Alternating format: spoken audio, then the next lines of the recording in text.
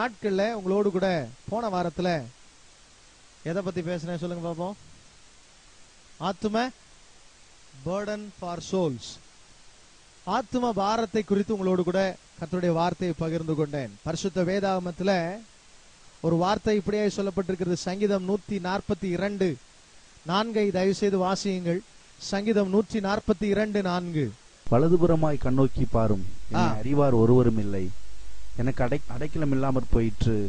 என் ஆத்துமாவை விசாரிப்பார் ஒருவரும் இல்லை. என் ஆத்துமாவை விசாரிப்பார் ஒருவரும் இல்லை என்கிற அங்கலாய்ப்பு இந்த உலகத்துல எல்லா மக்களுடைய இருதயத்திலும் இருக்கின்றது.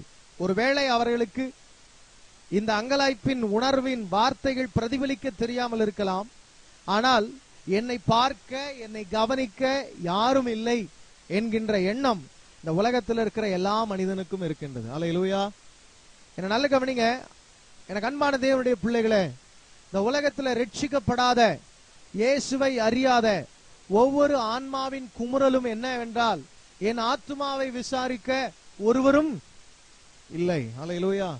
இங்க இருக்கிற கருணாநிதியான ரட்சிக்கப்பட்டதுக்கு என்ன காரணம்னு அவர்கிட்ட நீங்க கேட்டீங்கன்னா அவர் சொல்வாரு, மனிதனுடைய ஆன்மாவுக்கு அழிவு இல்ல அப்படின்னு சொன்ன ஒரே வார்த்தை அவர் என்ன செஞ்சுதான் தொட்டுச்சா. நம்ம கருணாநிதி மாமா, பவுல் மாமா வந்து சொல்லியிருக்காரு, மனிதனுடைய ஆன்மாவுக்கு என்ன இல்ல, அழிவு இல்ல.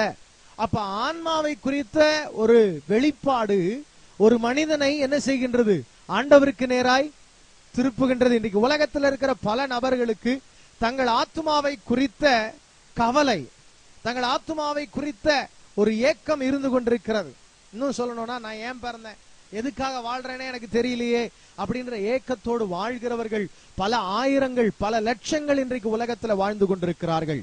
எனக்கு அன்பான தேவனுடைய பிள்ளைகளே, இந்த லட்சங்கள் மேல பாரம் உள்ளவர்களாகத்தான் தேவன் உங்களையும் என்னையும் மாற்ற விரும்புகிறார். அல்லேலூயா, அல்லேலூயா. ஒரு நாள் ஒரு போதகரிடத்துல அவருடைய நண்பர் ஒருவர் டீச்சர் வந்தாராம். வந்துவிட்டு சொன்னாராம், மனுஷனை எதனால உருவாக்கி இருக்கிறாங்கன்னு தெரியுமா அப்படின்னு சொல்லி. அப்போ அவர் சொன்னாராம், எனக்கு தெரியல, நீங்களே சொல்லுங்க அப்படின்னு. அவர் சொன்னாராம், கொஞ்சம் பாஸ்பரஸ், கொஞ்சம் கார்பன், கொஞ்சம் என்னென்னமோ ஒரு 16 17 மூலக்கூறுகள், கெமிக்கல் காம்போனன்ட்ஸ், இதெல்லாம் வச்சுதான் மனுஷன் என்ன செஞ்சிருக்கிறாங்க, படைச்சிருக்கிறாங்க. இதெல்லாம் இருக்கிற மனிதனை பற்றி இவ்வளவுதான், இத மனுஷன் இவ்வளவுதான், இதுக்காக போய் நீங்க என்ன செய்யறீங்களே, கவலைப்படுறீங்களே அப்படின்னு சொல்லி அவர் சொன்னாரா. அப்ப அவர் சொன்னாராம், பாஸ்டர் சொன்னாராம், இந்த வெறும் கெமிக்கல் காம்போனன்ட்ஸ்க்காக நான் என்ன செய்யல, கவலைப்படல. இந்த கெமிக்கல் காம்போனன்ட்ஸ்க்கு உள்ளார என்ன இருக்குது, ஒரு ஆன்மா இருக்குது. அது உனக்கு என்ன செய்யல, இது வரைக்கும் வெளியே தெரியல. அதற்காகத்தான் நான் என்ன செய்கின்றேன், கவலைப்படுகின்றேன். வேற எதற்காக என்ன செய்யல, கவலைப்படல. அதுக்காகத்தான் இயேசுவை பற்றி சொல்லுகிறோம் என்று சொன்னார்களாம். எனக்கு அன்பான தேவனுடைய பிள்ளைகளே, ஆத்துமாக்களை குறித்த பாரம் நமக்கு தேவை. இந்த நாள்ல உங்க இருதயத்துல கொஞ்ச நேரம், எனக்கு இருக்கிறது ஒரு 30 minutes, தயவு செய்து இந்த 30 நிமிஷம் நீங்க யாரும் வேற எதையும் என்ன செய்யக்கூடாது, கவனிக்க கூடாது. நான் பேச போகிற இந்த காரியங்களை நீங்க நன்கு கவனிப்பீர்கள் என்றால் நிச்சயமாகவே ஆத்துமாக்களை குறித்த ஒரு பாரத்தை கர்த்தர் உங்கள் இருதயத்துல விதைப்பார். நம்ம ஊழியத்துல பலவிதமான ஊழியங்கள் உண்டு. ஒரு பாஸ்டரா இருந்தா அவர் பெரியவர், அவன் நினைப்போம் அவர் பெரிய ஆளு அப்படின்னு. ஒரு சண்டே கிளாஸ் டீச்சரா, சண்டே கிளாஸ் டீச்சர் அப்படின்னு நினைப்போம். ஆனா சாதாரணமாய் கருதப்பட்ட ஒரு சண்டே கிளாஸ் டீச்சர் ஒரு நாள் தன்னுடைய சண்டே கிளாஸ்ல ஆண்டவருடைய வார்த்தையை சொல்லிக் கொண்டிருந்தார்கள். அவருடைய பெயர் எட்வர்ட் கிம்பல். எட்வர்ட் கிம்பல் என்று சொல்லக்கூடிய ஒரு Sunday class teacher Sunday class நடத்திட்டு இருந்தாங்க. அந்த சண்டே கிளாஸ்ல பாத்தீங்கன்னா அட்டன் பண்ண ஒரு ஸ்டூடெண்ட் யாரு அந்த சண்டே கிளாஸ்ல அப்படின்னு கேட்டீங்கன்னா, டிஎல் மூடி. யார் அது? டிஎல் மூடி. எட்வர்ட் கிம்பல் என்று சொல்லக்கூடிய சண்டே கிளாஸ் டீச்சருடைய கிளாஸ்ல ஒரு நாள் டிஎல் மூடி தற்செயலாக உள்ளே வந்தார். அவர் இயேசுவை ஏற்றுக்கொள்ளாத நபராக இருந்த போது அவர் உள்ளே வந்தார். அந்த அம்மா சொன்னாங்க, இயேசு உன்னை என்ன செய்கிறார், நேசிக்கிறார். எட்வர்ட் கிம்பல் அவருடைய அந்த கிளாஸ்ல அவர் சொன்ன வார்த்தை, இயேசு உன்னை நேசிக்கிறார். அந்த வார்த்தை அவருடைய இருதயத்தை என்ன செய்தது, தொட்டது. நடந்த சம்பவம் என்ன, டிஎல் மூடி உலக பிரசித்தி பெற்ற ஒரு மாபெரும் சுவிசேஷகனாய் மாறினார். அவர் மூலமாய், அவருடைய ஊழியங்கள் மூலமாய் பல லட்சக்கணக்கான ஜனங்கள் ஆத்ம ஆதாயம் செய்யப்பட்டார்கள்.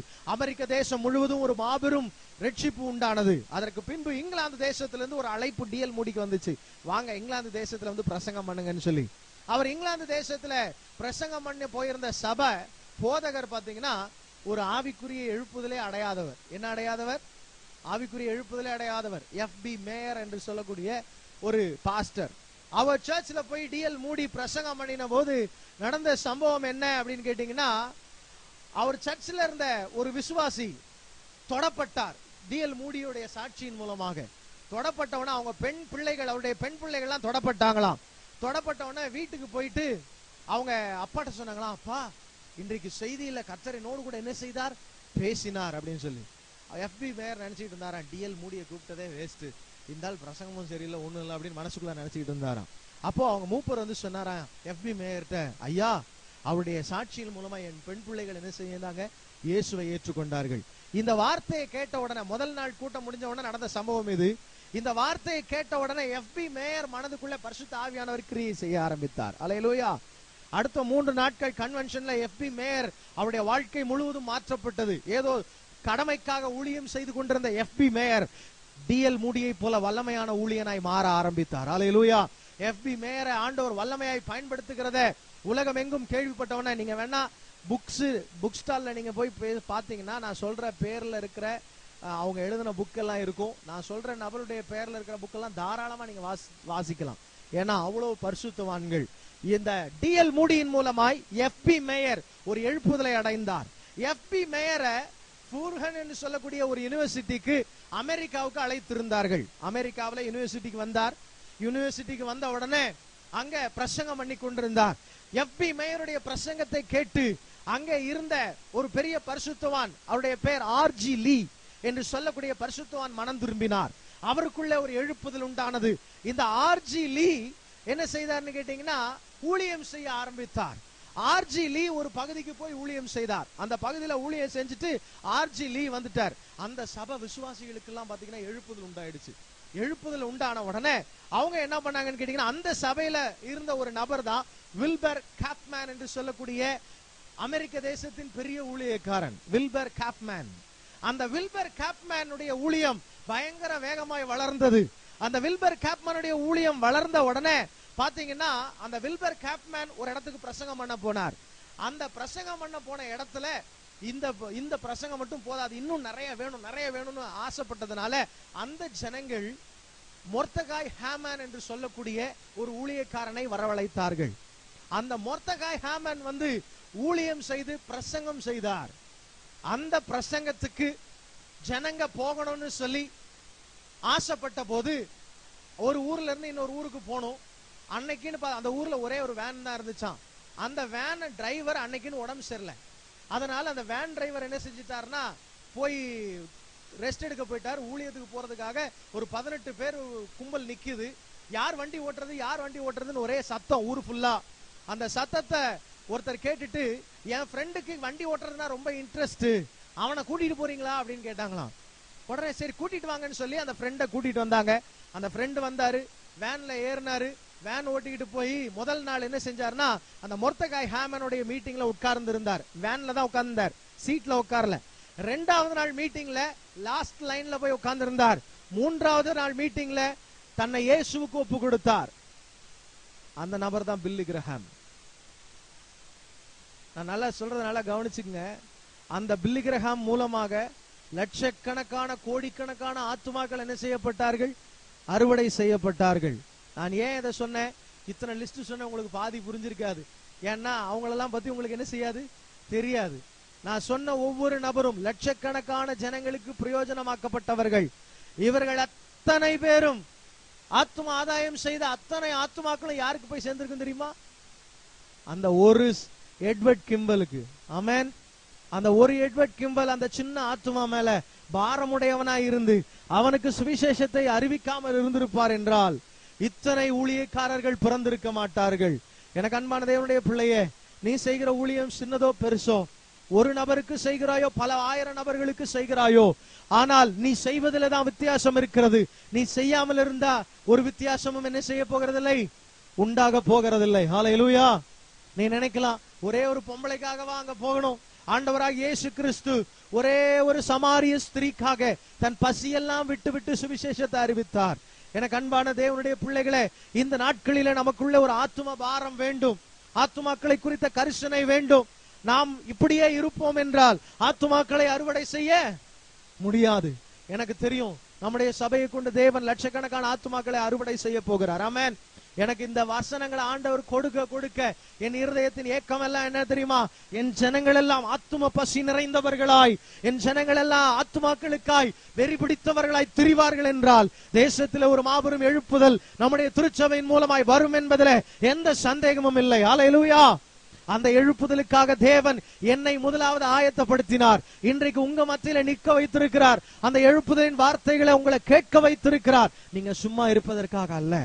பரிசுத்த ஆவியானவர் நம்மை கொண்டு ஒரு பெரிய காரியத்தை செய்ய போகிறார். ஹல்லேலூயா, ஹல்லேலூயா. நம் மூலமாய் அநேக ஊழியர்கள் எழும்ப போகிறார்கள்.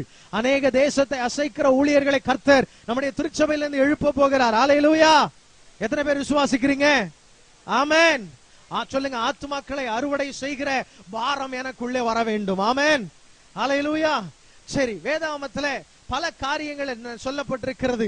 ஆத்தும பாரத்தை குறித்து சில காரியங்களை நான் உங்களுக்கோடு நான் பகிர்ந்து கொள்ள போகிறேன். ஏன் ஆத்துமாக்களை ஆதாயம் செய்ய வேண்டும்?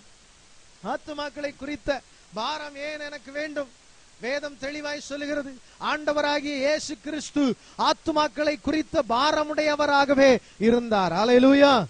சரி, இன்றைக்கு நான் உங்களோடு கூட ஏன் நான் ஆத்தும பாரமுடையவனாய் இருக்க வேண்டும்?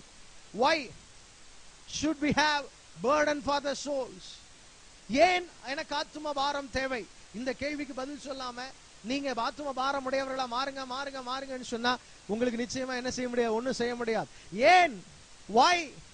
எதற்காக ஒரு பொருள் வீட்டுக்கு வாங்குறோம் அப்படின்னா அந்த பொருள் எதற்காக வாங்குறோம் என்கிற நோக்கத்தோடு வாங்குகிறோம். ஆமென். ஆத்துமாக்களை குறித்த பாரம் வேண்டும் என்றால் அது ஏன் வேண்டும் என்கிற காரணம் நமக்கு நிச்சயமாய் தெரிந்திருக்க வேண்டும். வேதாகமத்திலிருந்து ஒரு சில காரியங்களை நான் உங்களுக்கு சொல்ல விரும்புகிறேன். யோவான் 4ஆம் அதிகாரம் 14ஆம் வசனத்தை தயவு செய்து வாசியுங்கள். என்னோடு கூட வேகமாய் வேதாகமத்தை பார்க்கும்படி உங்களை அன்போடு கேட்டுக்கொள்கிறேன். நான் கொடுக்கும் தண்ணீரை குடிக்கிறவனுக்கோ ஒரு காலம் தாகம் உண்டாகாது. ஒரு காலமும் தாகம் உண்டாகாது. நான் அவனுக்கு கொடுக்கும் தண்ணீர் அவனுக்குள்ளே நித்திய ஜீவ காலமாய் ஊறுகிற நீரூற்றாய் இருக்கும். எனக்கு அன்பான தேவனுடைய திருச்சபையே, திருச்சபைக்குள்ளே இல்லாத, திருச்சபைக்கு வெளியே இருக்கிற ஒவ்வொரு நபரும் தண்ணீரை தேடி அலைந்து கொண்டிருக்கின்றான். தாகத்தினாலே மடிந்து கொண்டிருக்கின்றான். உணவில்லாமல் வாழ்ந்துவிட முடியும். ஒரு சயின்டிஸ்ட், ஒரு ஆயுர்வேதிக் சயின்டிஸ்ட் கிட்டத்தட்ட பல வருஷமா சாப்பாடு சாப்பிட்டதே கிடையாது. வெறும் தண்ணி மட்டும் தான் குடிக்கிறார். வெறும் நரம்பும் எலும்பும் தான் தெரியும். சதையை என்ன செய்யாது? இருக்காது. நீங்க பேப்பர்ல பார்த்திருப்பீங்க, இயற்கை விஞ்ஞானின்னு சொல்லி ஒருத்தரை போட்டிருப்பாங்க. தண்ணி குடித்து ஒருத்தன் வாழ்ந்து விடலாம், ஆனால் தண்ணீர் இல்லாமல் ஒருவனாலும் என்ன செய்ய முடியாது? வாழ முடியாது. எனக்கு அன்பான தேவனுடைய பிள்ளைகளே, இந்த உலகத்துல நீங்க பார்க்கிற ஒவ்வொரு நபரும் உங்கள்கிட்ட சொல்லாலும் சொல்லாட்டியும் ஒரு தாகத்தோடு திரிகிறார். அவனுடைய ஆத்மாவில ஒரு தாகம் இருக்கின்றது. ஒரு இன்னைக்கு வேணா தெரியாம இருக்கலாம், அவனுடைய ஆத்ம தாகத்தை தீர்த்து கொள்வதற்காக நண்பர்களை தேடுகிறான். நண்பர்கள் கைவிடுகின்றனர். நல்ல படிக்கணும்னு நினைக்கிறான். எவ்வளவு காலம் படிக்க முடியும்? ஒரு குறிப்பிட்ட லெவலுக்கு போனா PhD கொடுத்து அனுப்பிடுவான். போப்பா, இதுக்கு மேல என்ன கிடையாது? படிப்பு கிடையாது. அதுக்கப்புறம் அவன் படிக்கணும்னா அடுத்த ஃபீல்ட்ல தான் PhD பண்ணணும். அதையே என்ன செஞ்சிருவான்? முடிச்சு அனுப்பி வச்சிருவான். ஒரு குறிப்பிட்ட காலம் தான் படிப்பு உங்கள் தாகத்தை தீர்க்கும். அதுவும் முடியலையா? தண்ணி அடிச்சு பாக்குறான். இன்னைக்கு அடிப்பான், நைட்டு காலையில போயிரும். நைட்டு திரும்ப காலையில திரும்ப என்ன செய்யறான்? எடுத்து குடிக்கிறான். அதுவும் முடியலையா? சினிமா பாக்குறான். அதுவும் முடியலையா? களியாட்டுக்கள், காமவிகாரம், மோகம், துர்ச்சை, விளையாட்டு, எல்லாத்துலயும் தன் ஆத்மாவை செலுத்தி பார்க்கிறான். எங்குமே மனிதனுக்கு என்ன இல்ல? திருப்தி இல்லை. எங்குமே மனிதனுடைய ஆன்மாவுக்கு தண்ணீர் என்ன செய்யவில்லை? கிடைக்கவில்லை. கொஞ்ச நேரம் இருக்கிற காணல் நீரை பார்த்து பார்த்து மான்கள் எப்படி ஓடி திரிகிறதோ அதே போல மனிதன் கொஞ்ச நேர சந்தோஷத்தை, காணல் நீர் போன்ற சந்தோஷத்தை பார்த்து தன் வாழ்க்கையில எல்லாவற்றையும் இழந்து போகிறான். ஹல்லேலூயா. நீங்க பாக்குறவங்க நண்பர்கள் ஒவ்வொருத்தரும் தாகத்தோடு இருக்கிறார்கள். அவர்களுக்கு இயேசு தேவை. அவர்களுக்கு இயேசுவை அறிமுகப்படுத்த உங்களுக்கு ஆத்தும பாரம் தேவை. ஆமென். இரண்டாவது, ஏன் எனக்குள்ள ஆத்தும பாரம் வேண்டும்? ரோமர் 9ஆம் அதிகாரம் 1ஆம் வசனத்தை நீங்கள் வாசிப்பீர்கள் என்றால், Romans 9:1 that says, எனக்கு மிகுந்த துக்கமும் இடைவிடாத மனவேதனையும் உண்டாயிருக்கிறது. வாசிங்க. நான் சொல்லுகிறது பொய் அல்ல, கிறிஸ்துவுக்குள் உண்மையை சொல்லுகிறேன் என்று பரிசுத்த ஆவிக்குள் என் மனசாட்சியும் எனக்கு சாட்சியாயிருக்கிறது. மாம்சத்தின்படி என் இனத்தாராகிய என் சகோதரருக்கு பதிலாக நானே கிறிஸ்துவை விட்டு சபிக்கப்பட்டவனாக வேண்டும் என்று விரும்புவேனே.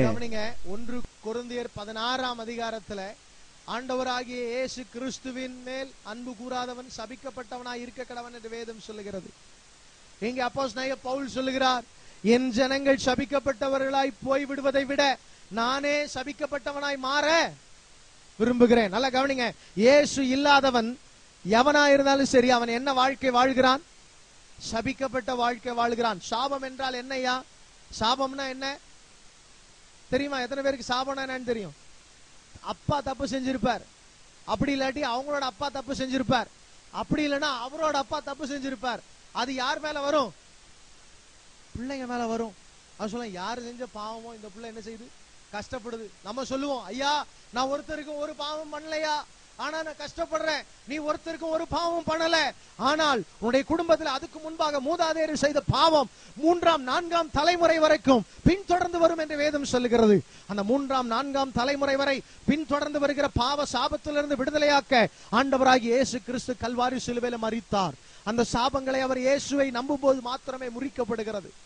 நான் ஏற்கனவே சொல்லியிருக்கிறேன், சொத்து கோடி ரூபாய் சொத்து இருக்கலாம், ஆனா சொத்து இருக்கிறது தெரிஞ்சா, அதை யூஸ் பண்ண தெரிஞ்சாதான் என்ன செய்ய முடியும்? சொத்தை அனுபவிக்க முடியும். ஆமென். இன்றைக்கு உலகத்துல இருக்கிற எல்லா மனிதனும் தன்னுடைய வாழ்க்கையில சாபத்துல வாழ்ந்து கொண்டிருக்கிறான். சில பேர் வீட்டுல ஆம்பளைங்களே இருக்க மாட்டாங்க, எல்லா ஆண்களும் என்ன செஞ்சுட்டே இருப்பாங்க? செத்துக்கிட்டே இருப்பாங்க. அது ஒரு சாபம். பல பேர் வீட்டுல பாத்தீங்கன்னா வாய் பேச முடியாத ஊமை பிள்ளைகள், நிறைய ஊமை பிள்ளைகள். சாபம். குடும்பத்துல சந்தோஷம் இல்லை, சாபம். குடும்பத்துல தேவையில்லாத சண்டைகள், சாபம். எப்ப பார்த்தாலும் எங்க வீட்டுல ஒரு சத்தம் கேட்டுக்கிட்டே இருக்கு, நீ செத்து போயிரு, நீ வாழாத, நீ செத்து போயிருன்ற சத்தம் என்ன செய்து? கேட்டுக்கிட்டே இருக்கு. சாபத்தின் வல்லமை அது. ஆண்டவராகிய இயேசு கிறிஸ்துவால் மாத்திரம்தான் சாபத்தின் வல்லமையில இருந்து நம்மை விடுதலையாக்க முடியும். ஹல்லேலூயா. இந்த உலகத்துல யோசிச்சு பாருங்க. கடந்த நாட்கள்ல நான் நேற்று தினத்துல மாலையில ஒரு சம்பவத்தை சொன்னேன். நேற்று தினத்துல ரயில்வே ஸ்டேஷன்ல போய் தங்கச்சி காருண்யாவை கூப்பிடுறதுக்காக நின்று கொண்டிருந்தேன்.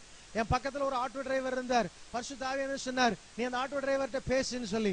எப்படி பேசுறதுன்னு தெரியல, அவரை பார்த்தா தெரிஞ்ச முகம் மாதிரியே இருந்துச்சு. ஆண்டவரே ஏதாவது ஒரு ஓப்பனிங் கொடுங்க அப்படின்னு அவர்கிட்ட கேட்டேன். ட்ரெயின் லேட்டா வருமோ அப்படின்னு. ஆமா ட்ரெயின் லேட்டா தான் வருது அப்படின்னு அவரு சொன்னாரு. போன வாரம் 8 மணிக்கு தான் வந்துச்சு அப்படின்னாரு. அடுத்த நிமிஷம் அவர் பேசுறாரு என்கிட்ட. என்ன சொன்னார் தெரியுமா?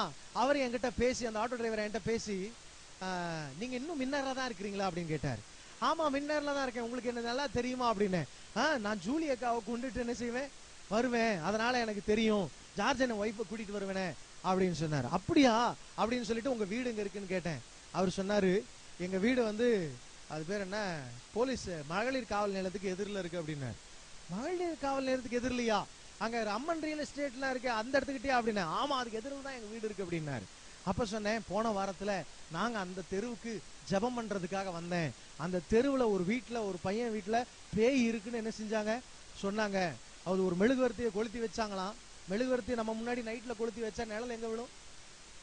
முன்னாடி விழுமா பின்னாடி விழுமா? பின்னாடி தானே விழணும். அந்த பையனுக்கு மட்டும் நிழல் முன்னாடி விழுந்துச்சான். அவன் பார்த்திருக்கான், என்னடா நிழல் முன்னாடி விழுதே அப்படின்னு சொல்லிட்டு. அப்புறம் கொஞ்ச நேரம் கழிச்சு இப்படி ஆடி பார்த்திருக்கான், நம்ம நிழல் தானான்னு பார்ப்போம் அப்படின்னு. இப்படி ஆடினா அந்த நிழல் என்ன செய்யலையாம்? ஆடலையாம். இவன் எந்திரிச்சு அந்த பாயை விட்டு எந்திரிச்சிருக்கிறான். வெளியே ரூமை விட்டு வெளியே இப்படி எட்டி பார்த்திருக்கான். பாத்தீங்கன்னா பாய் சரசரன்னு தானா இழுத்துக்கிட்டு போதான். அந்த ரூம்ல யாருமே இல்ல. பாய் தலைன பெட் எல்லாம் தானா இழுத்துட்டு போய் ரூம்குள்ளார போடுதான். இது பார்த்து பயந்துட்டு எங்களை பிரேயர் பண்றதுக்காக சுகன் தம்பி மூலமா கூட்டிட்டு போனாங்க. நான் போய் ஜெபம் பண்ணேன் அப்படின்னு நான் யார்கிட்ட சொல்றேன்? அந்த ஆட்டோ டிரைவர்கிட்ட சொல்றேன். இப்படி போனேங்க உங்க தெருவுல, இப்படி ஒரு பிரச்சனைக்காக போனேன், 2 வீட்டுல ஜெபம் பண்ணேன் அப்படின்னு சொன்னேன். அந்த ஆட்டோ டிரைவர் அப்பதான் உண்மையை சொல்றாரு, எங்க வீடு தாங்க அந்த தெருவுல இருக்கு, சொந்த வீடு, ஆனா அந்த வீட்டுல நான் என்ன செய்யல இல்ல அப்படின்னாரு. ஏன்யா இல்ல அப்படின்னு. என் வீட்லயும் பேய் இருக்கு, கூரை வீட்டா இருக்கிற வரைக்கும் என்ன இல்ல, ஒரு பிரச்சனையும் இல்ல. வீடு கட்டின உடனே பேய் வந்துருச்சு, அதனால 2 வருஷமா வீட்டை விட்டு வெளியே 2 கிலோமீட்டர் தள்ளி இருக்கிற அந்த வீட்டு பக்கமே போறதில்ல, வாடகை வாங்கறது கூட அப்படின்றாரு. நீங்க நினைக்கிறீங்களா? சாபம் ஒரு தெருவையே பிடிக்குது, ஊரை பிடிக்குது, கிராமத்தை பிடிக்குது. பிசாசு தன் ஜனங்களை வஞ்சித்து நரகத்துக்கு கொண்டு போறதுக்கு பில்லி சூனியம் மந்திரத்துக்கு இவன் என்ன பண்ணுவான், உடனே மந்திரவாதி கிட்ட விடுவான், என் வீட்டுல இருக்கிற பேய் என்ன செய் துரத்து அப்படின்னு. அவன் என்ன செய்வான், இன்னும் 4 பேய் அவன் மேல சேர்த்து இறக்கி விட்டு போயிடுவான். மந்திரவாதம், பில்லி சூனியம். உங்களுக்கு ஒரு ரகசியம் தெரியுமா? மந்திரவாதியவே அடிக்கிறது தான் மந்திரவாதம். மந்திரவாதிக்கே தெரியாது தன்னை அடிக்க போகுதுன்னு. தன் சொந்த குடும்பத்தையும் தன்னையும் அடிக்க போறது தெரியாம இவன் என்ன செஞ்சுட்டு இருப்பான், நினைச்சிட்டு இருப்பான், நான் ஏ விட்டா குட்டிச்சா தான் கேட்கணும் தெரியுமா அப்படின்வான். அது என்ன உனக்கு என்ன மாமனா மச்சானா நீ சொன்ன உடனே கேட்கறதுக்கு? உன்னை நரகத்துக்கு கூட்டு போறதுக்காக ரெடியா இருக்கு. அதோட நீ நரகத்துக்கு போய் அழியணும்ன்றதுக்காக நீ சொல்றதெல்லாம் இன்னைக்கு கேட்டுக்கிட்டு இருக்கோம். உன்னை அழிக்கணும்ன்றதுக்காக, உன் வாழ்க்கையை உன் குடும்பத்தை சின்ன பின்னமாக்கணும்ன்றதுக்காக. இந்த சாபத்திலிருந்து விடுதலையாக்க இயேசுவால் மாத்திரமே முடியும். உன்னை நேசிக்கிற தகப்பன் அவர். குட்டி சைத்தான் உன்னை நேசிக்காது. ஊரா வீட்டுல போய் நீ சொன்ன உடனே இன்னொருத்தனை போய் கொல்ற சைத்தான் உன்னை கொல்லாம இருக்குமா? என்னைக்கும் சும்மா இருக்கும் நினைச்சிட்டு இருக்கிறீங்களா? தொட்டனா என்று சொல்லக்கூடிய ஒரு மந்திரவாதி இருந்தார். எலிசபெத் என்று சொல்லக்கூடிய ஒரு பெண்ணுக்கு விரோதமாய், கிறிஸ்தவ பெண்ணுக்கு விரோதமாய் மந்திரவாதம் பண்ணாராம். அந்த மந்திரவாதம் அந்த பெண் மேல இறங்கவே இல்லை. அப்பப்ப பேய் வந்து இவன்ட்ட வந்து நிக்குமா அடிச்சு கொள்றதுக்கு. இவன் சொல்லுவான், நான் போய் மந்திரத்தை எக்ஸ்ட்ரா மந்திரம் போட்டு இவன் சொல்லுவான், நான் போய் மண்ணை எண்ணு அப்படின்னு. அதுக்கு மண்டையில அறிவே இல்லைன்னு இவருக்கு நினைப்பு. அது இவர்கிட்ட நடிச்சுக்கிட்டு இருக்கும், போய் மண்ணை எண்ணிக்கிட்டு இருக்குமா குட்டி சைத்தான். இவருக்கு அவ்வளவு தூரம் ஏமாத்திக்கிட்டு இருந்துச்சு. பிசாசு உங்களை ஏமாத்தும், வஞ்சிக்கும். வேதம் சொல்லுகிறது, பிசாசு திருடவும் கொல்லவும் அழிக்கவுமே வருகிறான், வேறொன்றுக்கும் வரான். அவன் பொய்யனும் பொய்க்கு பிதாவுமா இருக்கிறான். அவன் உன்கிட்ட பொய் சொல்லுவான். நீ மந்திரவாதி கிட்ட போய் நின்னா பொய் சொல்லுவான் நிறைய. மந்திரவாதி சொல்ல மாட்டான், பா அவனுக்கு என்ன தெரியும், அந்த பேய் சொல்றதை கேட்டு உனக்கு சொல்லுவான். அவன் நினைச்சிட்டு இருப்பான் நம்ம உண்மையை சொல்றோம் அப்படின்னு. உன் வாழ்க்கையை குடும்பத்தை அழிக்கிறதுக்குரிய காரியங்கள் அத்தனையும் அவன் செஞ்சு வைக்கிறான். ஆண்டவராக இயேசு கிறிஸ்துவால் மாத்திரமே விடுதலை அளிக்க முடியும். அவர்கிட்ட சொன்ன, அண்ணா இந்த தயவு செய்து சர்ச்சுக்கு வாங்க, உங்க குடும்பத்தில் இருக்கிற சாபத்தை இயேசு என்ன செய்வார், விடுதலை ஆக்குவார். விதைச்சாச்சு, ஒரு நாள் அறுப்போம் கண்டிப்பா. ஆமென், அல்லேலூயா. எனக்கு அன்பான தேவனுடைய பிள்ளைகளே, ஆத்துமாக்களை குறித்த பாரம் வேண்டும். எல்லா இடங்களிலும் ஜனங்கள் எப்படி இருக்கிறாங்க, சாபத்தில் இருக்கிறார்கள். முதல் காரியம் சொன்னேன், தாகத்தில் இருக்கிறான். They are in the thirst of their souls. We need to share the gospel to them. We must have burden for the souls because they are in thirst. தாகத்தில் இருக்கிறார்கள். இரண்டாவது, அவங்க இருக்கிறது சாபத்தில் இருக்கிறார்கள். They are in the curse. We need to share the gospel and deliver them from the curses of this world. இந்த உலகத்தின் சாபத்திலிருந்து அவர்களை விடுதலையாக்க வேண்டும். மூன்றாவது, நாம் எதற்காக பாரம் உள்ளவர்களாய் மாற வேண்டும்? எபேசியர் 2ஆம் அதிகாரம் 1ஆம் வசனத்தை தயவு செய்து வேகமாய் வாசியுங்கள். அக்கிரமங்களினாலும் பாவங்களினாலும் மரித்தவர்களாயிருந்த உங்களை உயிர்ப்பித்தார். எந்த ஒரு மனிதன் ஆண்டவராய் இயேசு கிறிஸ்து இல்லாமல் இருக்கிறானோ அவன் அக்கிரமங்களினாலும் பாவங்களினாலும் என்ன செய்திருக்கிறான்? In Ephesians chapter 2 verse 1 says that all the people are dead in their sins. பாவத்தில் மரித்த வாழ்வு. நைட்டு தண்ணி போட்டுட்டு வர்றான் வீட்டுக்கு, மனைவியை இழுத்து போட்டு அடிக்கிறான். மனைவி பிள்ளைகள்லாம் ஓன்னு அழறாங்க. அவனுக்கு கொஞ்சம் போத தெளியும் போது அவன் மனசு சொல்லுது, தப்பு பண்ணிட்டியடா. அது வரைக்கும் அடிச்சு வீரியத்துல இருக்கும் போதெல்லாம் அடிச்சுக்கிட்டு இருந்திருப்பான். அந்த போதை கொஞ்சம் குறையும் போது ஐயோ தப்பு பண்ணிட்டமே அப்படிங்கிற நினைப்புல அழுவான். அழுதுட்டு சொல்லுவான், நான் நாளைக்கு காலையில என்ன செய்ய மாட்டேன், குடிக்கவே மாட்டேன், நான் பாவம் செய்ய மாட்டேன், சாரைய கடை பக்கமே போக மாட்டேன்னு சொல்லுவான். ஆனால் அடுத்த நாள் மாலையில சரியா 6 மணிக்கு எப்பொழுதும் போல சாராய கடைக்கு பக்கத்துல போய் நிப்பான். அவன் மனசு சொல்லும், குடி குடி. ஏன்னா அவன் பாவத்துல அக்கிரமத்துல மரித்து போயிருக்கிறான். நீ உயிரோடு இருந்தும் பாவத்துல மரித்த நிலைமையில இருக்கிற ஜனங்கள் மேல நமக்கு பாரம் வேண்டும். உங்க நண்பர்கள், உங்க சொந்தங்கள் இந்த செத்து போன நிலைமையில இருக்கிறாங்க. அவங்க ஆன்மா செத்து போயிருக்கிறது. அவளுக்கு உயிர் தேவை. அவர்களுக்கு உயிர் கொடுப்பது யார்? இயேசுவால் மாத்திரமே கொடுக்க முடியும். எனக்கு அன்பான தேவனுடைய பிள்ளைகளே, அக்கிரமத்திலும் பாவத்திலும் செத்து போயிருக்கிற மனிதன், நீங்க சொல்லுவீங்க, டே இந்த தப்பு பண்ணாதரா அப்படின்னு. அடுத்த நாள் காலையில பாத்தீங்கன்னா எப்பயும் போல அந்த தப்பை என்ன செஞ்சுட்டு இருப்பான், பண்ணிட்டு இருப்பான், அக்கிரமம் பண்ணிட்டு இருப்பான். டே நேத்தானடா சொன்னேன், கிளி பிள்ளைக்கு சொன்ன மாதிரி சொன்னேடா, சரி சரின்னு தலையாட்டினடா, இன்னைக்கு ஏன்டா திரும்ப சொன்ன செஞ்ச அப்படின்னு கேட்டா அக்கிரமத்திலும் பாவத்திலும் மரித்து போயிருக்கிறான். அண்ணன் வந்து பழனிசாமி என்ன போலீஸா இருக்கிறாங்க, எத்தனை கேஸ திரும்ப திரும்ப பார்த்திருப்பீங்கன்னு. அதே ஆளு திரும்ப சாராயம் விற்காதரான்னு சொல்லி அப்பதான் அனுப்பி இருந்திருப்பார், அட்வைஸ் பண்ணி 2 அடியை போட்டு அனுப்பியிருப்பார். அவன் சொல்லுவான், திரும்ப வந்து நிற்பான் கையை கட்டிக்கிட்டு. ஏன்டா அப்படின்னா அக்கிரமத்திலும் பாவத்திலும் மரித்து போயிருக்கிறான். ஆண்டவர் சொல்றார், அவனை உயிரோடு எழுப்ப வேண்டும். ஆமென். இயேசு கிறிஸ்து உயிரோடு எழும்பும் போது நம்ம எல்லாரையும் விடுதலையாக்கி விட்டார். ஆமென். அந்த விடுதலை அவன் அறிய வேண்டும். ஆமென்.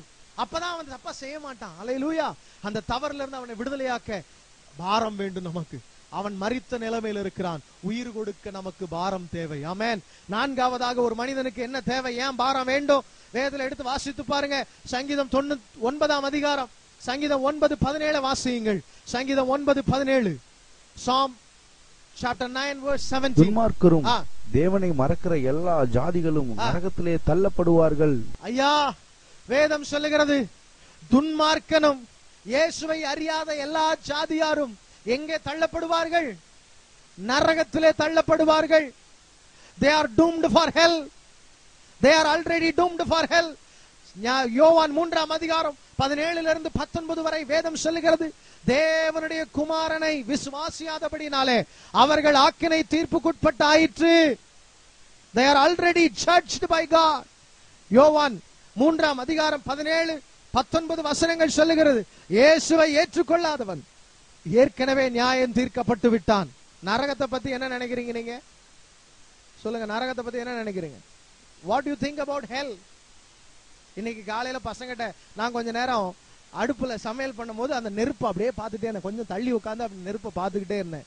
அந்த நெருப்பு பாத்தீங்கன்னா அப்படியே அழகா அந்த கட்டைகள்ல என்ன செஞ்சுட்டு இருந்துச்சு, இப்ப பாக்குறதுக்கு அழகா இருக்குதே அப்படின்னு சொல்லி அப்படியே யோசிச்சுட்டு இருந்தேன். கொஞ்ச நேரம் யோசிச்சுட்டு இருக்கும்போது ஆவியானவர் சொன்னாரு, நீ ரசிக்கிற இதே நெருப்பு இன்னும் கொஞ்ச நாள்ல நரகத்துல எப்படி எரிய போகுது? பல 1000 மடங்கு வல்லமையா எரிய போகுது.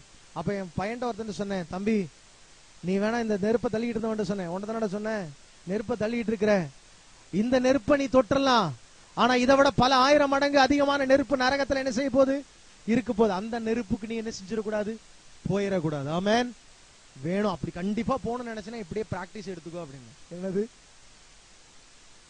அப்படி கண்டிப்பா போகணும்னு நினைச்சா பிசாசு உங்களை எப்படிலாம் பிராக்டிஸ் கொடுக்குறான் தெரியுமா? கையில நெருப்பு சட்டியை தூக்கிட்டு நட. ஏன்னா நீ எங்க தான் போற, என் கூட நெருப்புக்கு தானே வரப்போற, அதனால உங்களை சொல்லுவான் பூ அப்படின்னு சொல்லுவான். ஆனா என்னத்தை மிதிக்க வைப்பான்? நெருப்பை மிதிக்க வைப்பான். நம்ம நினைச்சிட்டு இருக்கிறோம் நம்ம தெய்வத்துக்கு செய்யறத நினைச்சிட்டு இருக்கிறோம். உன்னை நான் சிம்பிளா கேட்கிறேன், பழனிசாமி அண்ணனுக்கு 2 பையன், 2 பையனையும் நீங்க நெருப்பை கையால எடுக்க சொல்லுவீங்களானே? ஒரு பைபிள்ல சொல்லுது, நம்ம எல்லாம் பொல்லாத அப்பாவான். நம்ம எல்லாம் பொல்லாத அப்பா, நம்மளே நம்ம பிள்ளைய என்ன செய்ய மாட்டோம்? நெருப்பால சொல்ல மாட்டோம். பரலோகத்துல இருக்கிற அப்பா செய்வாரா? அப்பா செய்வாரா? சொல்வாரா? தெய்வம் சொல்லுமா? நம்மள படைத்த தெய்வம் சொல்வாரா? நடடா நெருப்பு நடடா சொல்வாரா? நம்ம ஆண்டவர் சொல்றாரு, அண்ணா தயவு செய்து உட்காருங்க ப்ளீஸ்.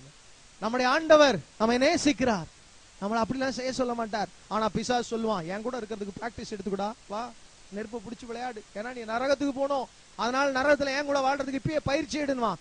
அன்பான சகோதரனே சகோதரியே, நம்முடைய ஜனங்கள் எல்லாம் நரகத்துக்கு போகிறதுக்கு இப்பயே பயிற்சி எடுக்கிறாங்கயா. நரகத்துக்கு போகிறதுக்கு இப்பயே பயிற்சி எடுத்துட்டு இருக்கிறாங்க. அவங்கள விடுதலையாக்க வேண்டாமா? அதை குறித்த பாரம் வேண்டாமா நமக்கு? நம்முடைய ஜனங்களுடைய கண்கள் திறக்கப்படவில்லையே, அந்த கண்கள் திறக்கப்பட வேண்டும் என்கிற பாரம் நமக்குள்ள வேண்டும். 5வதாக ஏன் எனக்குள்ள பாரம் வேண்டும்? யோவான் 9 அதிகாரம் 4 வசனத்தை வாசியுங்கள். யோவான் 9 அதிகாரம் 4 வசனம்.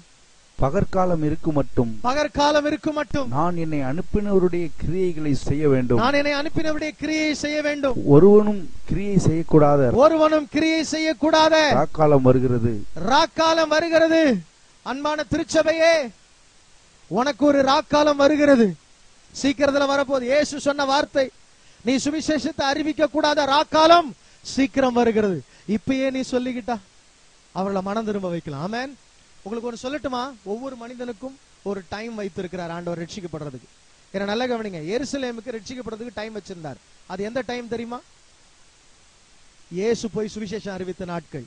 இயேசு அழுகிறார், எருசலேமே எருசலேமே, கோழி தன் குஞ்சுகளை தன் செட்டையின் கீழே சேர்த்துக் கொள்ளுகிறது போல உன்னை சேர்த்துக் கொள்ள மனதாயிருந்தேன், இப்பொழுதோ அவையெல்லாம் உன் கண்களுக்கு என்ன செய்யப்பட்டிருக்கிறது?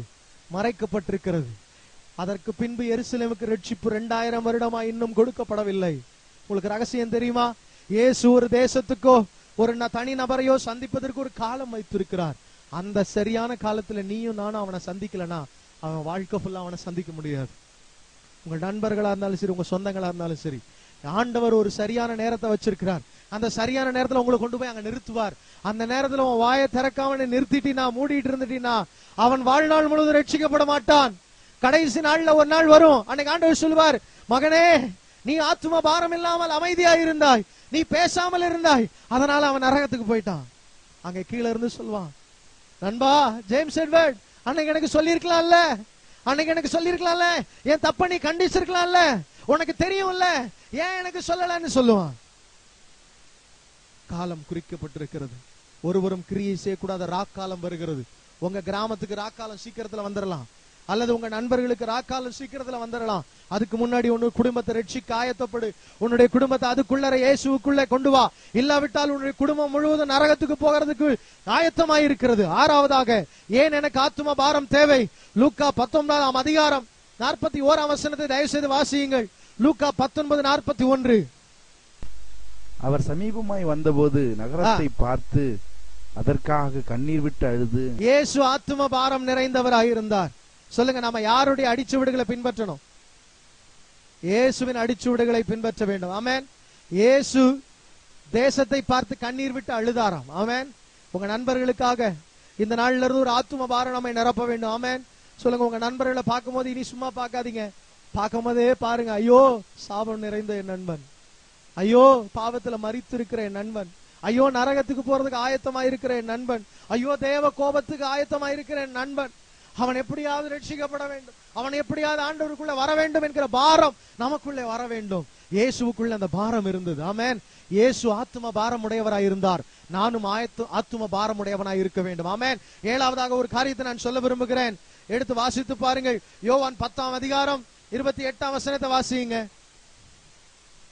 யோவான் 10:28. நான் அவைகளுக்கு நித்திய ஜீவனை கொடுக்கிறேன், அவைகள் ஒரு காலம் கெட்டு போவதில்லை. அவைகள் ஒரு காலம் கெட்டு போகாத நித்திய ஜீவனை இயேசு கொடுக்கிறார். வேதத்தை எடுத்து வாசித்து பாருங்க. ரோமர் 6ஆம் அதிகாரம் 23ஆம் வசனம் வேதம் தெளிவாய் சொல்லுங்க. ரோமர் 6:23. பாவத்தின் சம்பளம் மரணம், பாவத்தின் சம்பளம் மரணம், தேவனுடைய கிருபை வரமோ நம்முடைய கர்த்தராகிய இயேசு கிறிஸ்துவினால் உண்டான நித்திய ஜீவன். நித்திய ஜீவன் என்னன்னு சொல்லப்பட்டிருக்குது? கிருபை வரம். சொல்லுங்க, நல்லா கவனிங்க. ஒரு கிஃப்ட் உங்க ஃப்ரெண்டுக்கு ஏற்கனவே இயேசு கொடுத்திருக்கிறார். அந்த கிஃப்டை நீங்க டெலிவரி பண்ணீங்களா? ஒரு நாள் அமெரிக்க தேசத்துல ஒரு கொலைகாரன் இருந்தான். 1947ஆம் வருடம் 1947ஆம் வருடம் அவன் ஒரு கொலை செய்ததற்காக வாழ்நாள் எல்லாம் சிறைச்சாலையில் இருக்க வேண்டும் என்று சொல்லி அவனுக்கு ஆர்டர் கொடுத்தாங்க. நம்ம ஊர்லாம் ஆயுள் சிறைன்னா 14 வருஷம். அமெரிக்காலாம் அப்படி கிடையாது. ஆயுள் சிறைனா ஆயுள் சிறை தான், உள்ளாரையே தான் கிடக்கணும். அதுதான் அவன் நிலைமை. அவனுடைய பெயர் ஜான் குரியர். நல்லா கவனிங்க. ஜான் குரியர் என்று சொல்லப்பட்ட கொலைகாரனுக்கு வாழ்நாள் கைதி அப்படின்னு விட்டாங்க. ஒரு குறிப்பிட்ட வருடங்கள் வந்தது. 1957ஆம் வருஷம், 10 வருஷம் கழிச்சு அங்கெல்லாம் அமெரிக்காவில் கொஞ்சம் நல்லா நடந்துகிட்டான் அப்படின்னா என்ன பண்ணுவாங்களாம், அவனை விடுதலையாக்க மாட்டாங்க. பரோல்ல யாராவது ஒரு எஜமான் கிட்ட கீழே வேலை செய்யணும்னு அடிமையாவே அனுப்பிடுவாங்க. எப்படி அனுப்பிடுவாங்க? அடிமையா எங்கேயாவது காட்டுக்குள்ள இருக்கிற விவசாய பண்ணைக்கு அனுப்பிடுவாங்க, அங்க வேலை செய்யணும் அவன். அப்படி இவனை 1957ஆம் வருடம் என்ன செய்தாங்க அப்படின்னு கேட்டீங்கன்னா, பரோல்ல அனுப்பிட்டாங்க. இவன் அனுப்பின பிறகு அங்க வேலை செய்து கொண்டிருந்தான். அந்த வேலை செய்து கொண்டிருந்த போது அவனுக்கு 10 வருஷம் வேலை செஞ்சுட்டு இருந்தான். 1968ஆம் வருடம், என்ன கவனிக்கிறீங்களா? 1968ஆம் வருடம் கவர்மெண்ட் அவனுடைய நன்னடக்கை எல்லாத்தையும் பார்த்து அவனுக்கு விடுதலை கொடுத்து விட்டார்கள். விடுதலை கொடுத்து விட்டார்கள் என்றால் அவனுக்கு விடுதலை வந்து கவர்மெண்ட்ல அப்ரூவ் ஆயிடுச்சு. லெட்டர் அனுப்புனாங்க. என்ன அனுப்புனாங்க? லெட்டர் அனுப்புனாங்க. அவனுக்கு எப்ப போய் கிடைச்சது தெரியுமா? 10 வருஷம் கழிச்சு போய் கிடைச்சுதான். 10 வருஷமா அவன் என்னவா இருந்தான்? ஆனா 10 வருஷத்துக்கு முன்னாடி அவன் என்ன ஆக்கப்பட்டவன்? விடுதலை ஆக்கப்பட்டவன். ஆனா இந்த லெட்டர் போய் கிடைக்கிற வரைக்கும் என்னவா இருந்தான்?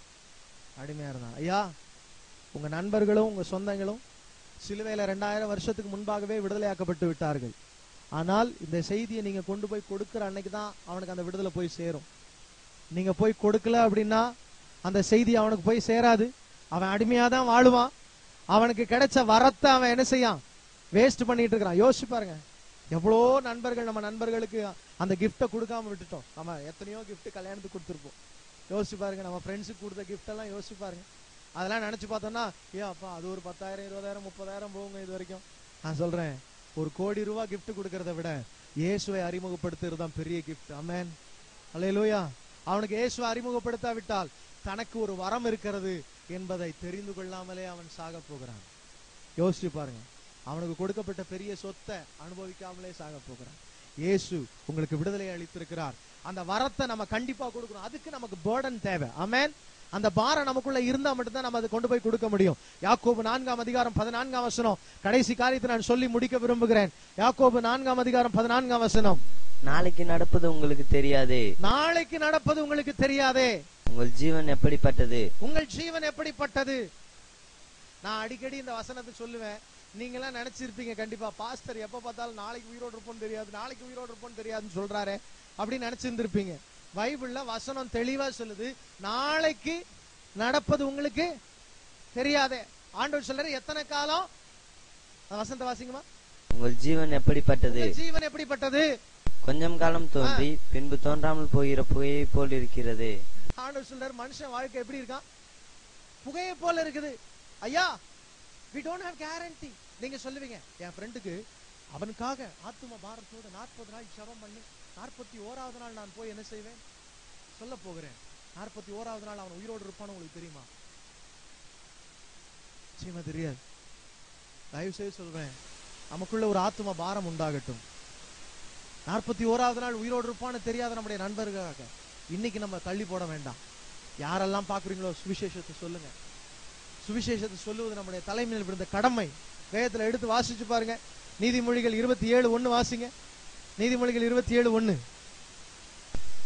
நாளை தினத்தை குறித்து பெருமை பாராட்டாதே, ஒரு நாள் பிறப்பதை அறியாயே. நாளைய தினத்தை குறித்து பெருமை பாராட்டாதே. தெரியுமா நமக்கு நாளைக்கு என்ன நடக்கணும்? தெரியுமா? கண்டிப்பா தெரியாது. ஆமென். அதனால இன்றைக்கே நாம் சுவிசேஷத்தை அறிவிக்க வேண்டும். ஆமென். அமெரிக்காவில் 2 ட்வின் டவர்ஸ் இருந்துச்சு. அத ஒரு ஏரோப்ளேன் போய் மோதி என்ன செஞ்சிச்சு? வெடிச்சது இல்லையா? அந்த சம்பவத்துல ஒரு காரியம் நடந்தது. அதை குறித்து நான் உங்களோடு கூட சொல்ல விரும்புகிறேன். 1993 இந்த இயர் 1993 அதே ட்ரேடிங் சென்டரை பாம்பு வச்சாங்க. அந்த பாம்பு பிளாஸ்ட்ல பெரிய இழப்பு வரவில்லை. அப்போ ஒருவர் அந்த பாம்பு பிளாஸ்ட்ல இருந்து தப்பித்து விட்டார். அவருடைய பெயர் என்ன அப்படின்னு கேட்டீங்கன்னா ஆல் என்று சொல்லக்கூடியவர். அந்த ஆல் என்று சொல்லக்கூடியவர் ஒரு விசுவாசி. அவருடைய மனைவி ஜெனி பேரக், அவங்களுடைய ஹஸ்பண்ட் அண்ட் ஒய்ஃப், பிள்ளைங்க உண்டு. அந்த ஜெனி பேரக் ஒரு நாள் செப்டம்பர் 11 காலையில எந்திரிச்சு டிவியை பாக்குறாங்க. 2 ஏரோப்ளேன் போய் என்ன செய்யுது? அந்த ட்ரேடிங் சென்டர்ல இடிக்குது. அந்த ட்ரேடிங் சென்டர்ல 105வது மாடியில யார் இருக்கிறா? அந்த ஆல் இருக்கிறார். இவங்க ஹஸ்பண்ட் இருக்கிறார். இவங்க ஹஸ்பண்ட் இருக்கிற அந்த 105வது மாடி இவங்க பார்த்துக்கிட்டே இருக்கிறாங்க. இவங்களுக்கு ஒரு நம்பிக்கை, 1993 என் ஹஸ்பண்ட் என்ன செஞ்சுட்டாரு? தப்பிச்சுட்டாரு. இந்த தடவையும் கண்டிப்பா என் ஹஸ்பண்ட் என்ன செஞ்சிருவாரு? தப்பிச்சிருவாரு.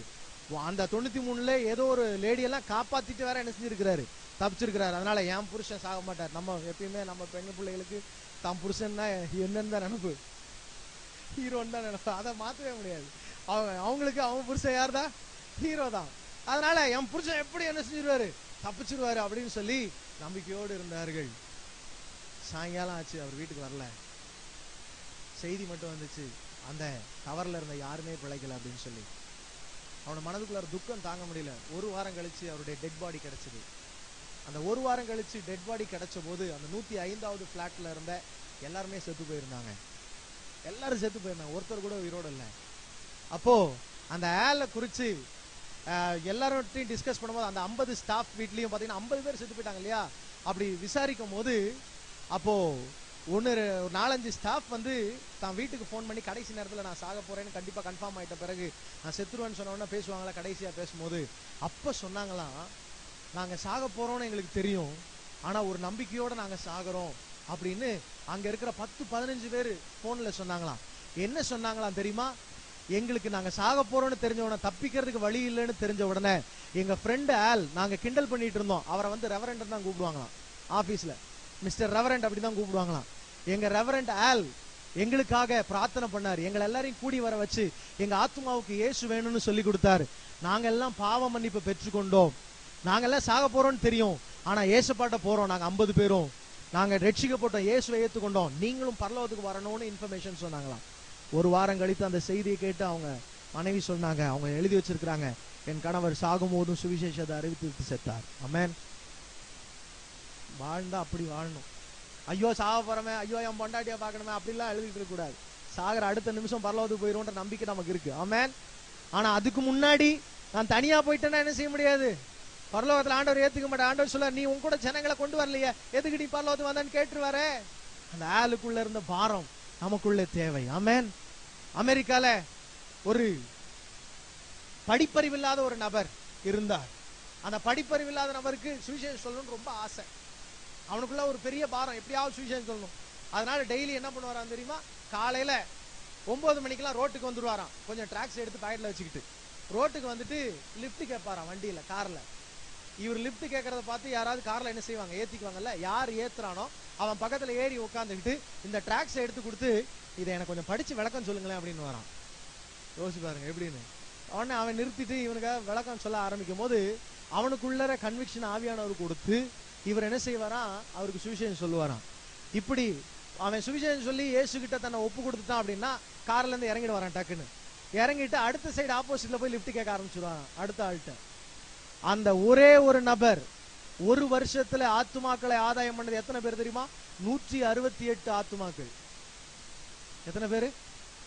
ஒரே நபர் 168 பேர். படிப்பறிவே இல்லாதவன். நம்ம எல்லாம் சுவிசேஷம் சொல்றதுக்கு தியாலஜி படிக்கணும்னு நினைக்கிறோம். சுவிசேஷம் சொல்ல இறையியல் தேவையில்லை. இயேசு உன் இருதயத்துல இருந்தா போதும். இயேசுதான் தெய்வம்னு சொல்றதுக்கு வேற என்ன வேணும்?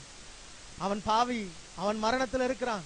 ஐயா உன் நிலைமை சாபத்துல இருக்கிற, உனக்கு விடுதலை தர இயேசுவால முடியும்னு சொல்றதுக்கு வேற என்னங்க வேணும்? படிப்பு வேணுமா? நம்ம நகை கடை இன்ட்ரோடியூஸ் பண்றோம், ஜவுளி கடை இன்ட்ரோடியூஸ் பண்ணி விடுறோம், அப்புறம் அரிசி கடை இன்ட்ரோடியூஸ் பண்ணி விடுறோம், எல்லாமோ இன்ட்ரோடியூஸ் பண்ணி விடுறோம். ஆனா இயேசு என்ன செய்யறது இல்ல? யோசிச்சு பாருங்க. We need burden for the souls. நமக்கு ஆத்துமாக்களை குறித்த பாரம் தேவை. முழங்கால் படிட்டு ஆண்டவர் சமூகத்துல உங்க கூட இருக்கிற இடத்தை விட்டு எஸ்கேப் ஆகணும்னு நினைக்காதீங்க. அந்த ஆள் அடிக்கடி வந்து சொல்லுவாராம், எனக்கு வேலை செய்யவே பிடிக்கல, ஏன்னா எல்லாரும் என்ன கிண்டல் பண்றாங்க, எல்லாரும் என்ன வெறுக்கிறாங்க, என்ன ரெவரண்ட்னு கூப்பிடுறாங்க, என்ன பார்த்தாலே பேசுறது இல்ல, என்ன பார்த்தா ஃபாதர்னு கூப்பிடுறான். பாதி பேர் என்ன ஃபாதர்னு கூப்பிடுறாங்க. பார்த்தா ஃபாதர் அப்படியே ஒதுங்கி போயிரு அப்படின்னுவா. உண்மைதான். ஆனால் அந்த ஆள் அதே இடத்துல இருந்தார். 50 பேரை ரட்சிப்புகளை நடத்தி பரலோகத்துக்கு கொண்டு போனார். ஆண்டவர் சமூகத்துல சொல்லுங்க, ஆண்டவரே நான் இருக்கிற இடத்துல இருக்கிறவங்க எல்லாரையும் நேசிக்கணும். நீங்க பல பேரை சில நேரங்களில் வெறுத்துடுறீங்க. ஆண்டவர் சொல்ற, நீ வெறுக்காத யாரையுமே, நீ வெறுக்காத யாரையுமே. உன்னை விட அவங்க கெட்டவங்க கிடையாது. ஒரு காலத்துல நம்ம அவங்கள விட கெட்டவங்களா இருந்தோம். நாம அவங்கள விட ஒரு பெரிய ஸ்தானத்துல இல்ல. நான் சொல்றேன், என்கிட்ட ஒரு பெரிய பாவியை கொண்டு வந்து இவனை உங்களால நேசிக்க முடியுமான்னு கேட்டா நான் நிச்சயமா சொல்லுவேன், நான் நேசிக்கிறேன். ஏனென்றால் என்னை ஆண்டவர் நேசித்தார், என்னுடைய பாவங்களை அவர் பாராது இருந்தார். ஆண்டவர் சமூகத்துல கேட்போமா, ஆண்டவரே அழிந்து போகிற ஆத்மாக்களை குறித்த ஒரு ஆத்மா பாரத்தை எங்களுக்குள்ள தாங்கப்பா. ஜெபிக்க ஆரம்பிங்க, ஜெபிக்க ஆரம்பிங்க. தாகத்துல இருக்கிற, இப்ப உங்களுக்கு தாகம் எடுக்குது இல்ல, இதை விட ஆத்மா தாகம் எவ்வளவு பெரிய தாகம் தெரியுமா? அந்த தாகத்துல இருக்கிறவனுடைய நண்பர்கள், நரகத்துக்கு நேராக ஆயத்தமாக்கப்பட்டிருக்கிறவனுடைய நண்பர்கள், சிநேகிதர்கள், உன்னுடைய குடும்பத்துக்காக பாரம் வர வேண்டாமா அவனுக்கு? நமக்கு எல்லாருக்கும் டைட்டானிக் கப்பல் தெரியும். அந்த டைட்டானிக் கப்பல் மூழ்கி கொண்டிருந்த போது SOS என்று சொல்லக்கூடிய அவசர அழைப்பு சுத்தி இருக்கிற கப்பல்களுக்கு போகும். எங்களை காப்பாத்துங்க, நாங்க மூழ்கிட்டு இருக்கிறோம், காப்பாத்துங்க காப்பாத்துங்கன்னு சொல்லி அழைப்பு, SOS என்று சொல்லக்கூடிய அழைப்பு போகும். அந்த டைட்டானிக் கப்பல் இருந்து வெறும் 30 கிலோமீட்டர் தூரத்துல, 30 கிலோமீட்டர் தூரத்தை ஒரு கப்பல் 15 அல்லது 10 நிமிஷத்துல கடந்துரும். வெறும் 30 கிலோமீட்டர் தூரத்துல ஒரு பெரிய கப்பல் போய் கொண்டிருந்தது. அதுல எல்லாரும் இருந்தார்கள். ஆனா உங்களுக்கு ஒண்ணு தெரியுமா? அந்த கப்பலுடைய மாலுமி அன்றைக்கு இரவு தூங்கி கொண்டிருந்தான். ஆட்டோ மேட்டிக்ல போட்டுட்டு கப்பல் தானா ஓடுறதுக்கு பண்ணிட்டு அன்றைக்கு இரவு தூங்கி கொண்டிருந்தான். அந்த கப்பலுக்கு தான் SOS போய் இருந்தது. எங்களை காப்பாத்துங்க, எங்களை காப்பாத்துங்க, எங்களுக்கு லைஃப் போட் இல்ல, நாங்க பல லட்சம் பேர் 1000 பேர் மரித்து கொண்டிருக்கிறோம், எங்களை காப்பாத்துங்க என்ற அழைப்பு போய் கொண்டிருந்தது. ஆனா அந்த கப்பல்ல விழித்திருக்காததுனால, அந்த கப்பல்ல இருந்த நபர்கள் விழித்திருக்காததுனால அந்த கப்பல்ல இருந்த பல 1000 ஜனங்கள் மரித்து போனார்கள். ஐயா, நீ கப்பல் ஏறிட்ட, நீ பரலோகம் போக போற. ஆனா கப்பல்ல ஏற முடியாம மூழ்கிக்கிட்டு இருக்கிற பல லட்சம் குரல்கள் இன்றைக்கு உலகத்துல கேட்டுக்கொண்டிருக்கிறது. மரண ஓலம் உன் செவிகள் இன்னும் கேட்கவில்லை. உன்னை சுற்றில் இருக்கிற ஜனங்கள் அழிந்து கொண்டிருக்கிறார்கள். பாவத்திலிருந்து விடுதலை பெற முடியாமல், சாபத்திலிருந்து விடுதலை பெற முடியாமல், எங்கேயாவது போய் பணம் செலவு பண்ணா என்னை காப்பாத்திடுவாங்களா? போன வாரத்துல ஒரு பையன் வந்தான், அண்ணன் 30,000 செலவு பண்ணிட்டு டாக்டர்ஸ் கேட்டா ஒண்ணுமே இல்லைன்ட்டாங்க. என்னை எப்படியாவது காப்பாத்துங்கண்ணே, நான் ரொம்ப தூரத்துல இருந்து வர்றேன்னே, என்னை எப்படியாவது காப்பாத்துங்கண்ணே, நான் எவ்வளவு பணம் வேணாலும் செலவு பண்றேன், ஆனா நான் சாக கூடாது, என்னை எப்படியாவது காப்பாத்துங்க. ஐயா எத்தனையோ கிலோமீட்டர் தாண்டி ஓடுறாயா, நடந்து போறாயா, நெருப்புல நடக்கிறான். அவனுடைய ரட்சிப்புக்கு இயேசுதான் தேவைன்னு அவனுக்கு தெரியவில்லை. நம்முடைய நண்பர்கள் எத்தனை பேர் அழிந்து போகிறார்கள். ஆண்டவரே, எங்களுக்குள்ள ஆத்தும பாரத்தை தாரும் ஆண்டவரே, எங்களுக்குள்ள ஆத்தும பாரத்தை தாரும் ஆண்டவரே, எங்களுக்குள்ள ஆத்தும பாரத்தை தாரும் ஆண்டவரே. அப்பா இறங்கும் ஆண்டவரே. ஏசப்பா, இங்க இருக்கிற எங்க பிள்ளைகளுடைய இருதயங்கள்ல ஒரு ஆத்தும பாரம் உண்டாவதாக. அழிந்து போகிற ஆத்துமாக்களை குறித்த கரிசனை நாங்க எங்களை பத்தியே அதிகம் நினைக்கிறோம்பா. மன்னிச்சிருங்க ஆண்டவரே. ஆண்டவரே, எங்கள் குடும்பங்களை குறித்த பாரம், எங்கள் நண்பர்களை குறித்த பாரம், எங்கள் பட்டணத்தை பற்றிய பாரம், எங்கள் தேசத்தை குறித்த பாரம் எங்களுக்குள்ள நிரப்பட்டும் ஐயா. இறங்கும் ஆண்டவரே. எங்கள் சிநேகிதர்களை ரட்சியும், எங்கள் நண்பர்களை ரட்சியும் ஆண்டவரே. இறங்கும் ஐயா, இறங்கும். எங்கள் குடும்பத்தை ரட்சியும் ஐயா. இந்த பாரம் எங்களுக்குள்ள ஹெவியா இருக்கட்டும் ஐயா. இறங்க கூடாதுப்பா. வாழ்நாள் எல்லாம் நாங்க ஆத்துமாக்களை அறுவடை செய்யணும். நாங்க உமக்காய் ஆண்டவரே அநேக ஆயிரங்களை ஆத்துமாதாயம் செய்யணும். எங்க ஜனங்க ஒவ்வொருவரும் ஆத்தும ஆதாய வீரர்களை மாறுவார்களாக. என் ஜனங்கள் எல்லாரும் ஆண்டவரே அறுவடைக்கு ஆயத்தமான ஆட்களாய் தேசத்துல களமிறங்குவார்களாக. எங்களை நம்பி ஆண்டவரே அந்த வரங்களை வல்லமையில கொடுங்கப்பா. எங்களை நம்பி அந்த கிருபையில கொடுங்கப்பா. எங்களை நம்பி ஜனங்களை கொடுங்கப்பா. எங்களுக்குள்ள அந்த பாரத்தை கொடுங்கப்பா. அழிந்து போகிற ஆத்துமகளை குறித்த பாரத்தை எங்களுக்குள்ள கொடுங்கப்பா. நரகத்துக்கு போகிற ஜனங்களை திருப்ப எங்களுக்கு உதவி செய்யுங்கப்பா. இயேசு இல்லாமல் அழிகிற லட்சங்கள் எங்கள் தேசத்துல இருக்கிறதே. இறங்கும் ஐயா, இறங்கும் ஆண்டவரே, இறங்கும் ஆண்டவரே. பிள்ளைகள் ஒவ்வொருவரையும், எங்க குடும்பங்கள்ல இருக்கிற ஒவ்வொரு ரட்சியும், எங்க குடும்பங்கள்ல இருக்கிற ஒவ்வொரு ரட்சியும் ஆண்டவரே. எங்கள் குடும்பங்கள்ல இருக்கிற ஒவ்வொரு ரட்சியும் ஐயா. பாவத்திலிருந்து விடுதலை தாரும் எங்கள் ஜனங்களுக்கு. கல்வாரி சிலுவையில் எங்கள் பாவ சாபங்களுக்காக மரித்தவர் நீர்தான் அல்லவா. எங்கள் ஜனங்கள் அறிந்து கொள்வார்களாக, எங்கள் தேசம் அறிந்து கொள்வதாக. உங்களுடைய கரத்தில் எங்களை அர்ப்பணிக்கிறோம் ஆண்டவரே. எங்கள் ஊழியங்கள்ல ஆண்டவரே ஆத்மா ஆதாயமே பிரதானமா இருக்கட்டும். ஆத்மாக்கள் அறுவடை செய்வதை பிரதானமாய் மாறட்டும். உங்களுடைய கரத்தில் அர்ப்பணிக்கிறோம். நாங்கள் உங்களை சந்திக்க வரும்போது வெறுங்கையா வரமாட்டோம்ப்பா, வெறுங்கையா வரமாட்டோம்ப்பா. எங்க தேசத்து ஜனங்களோடு வருவோம். அதற்காக எங்களை ஆயத்தப்படுத்தும். உங்களுடைய கரத்தில் அர்ப்பணிக்கிறோம். இயேசுவின் நாமத்தில் ஜெபிக்கிறோம் நல்ல பிதாவே.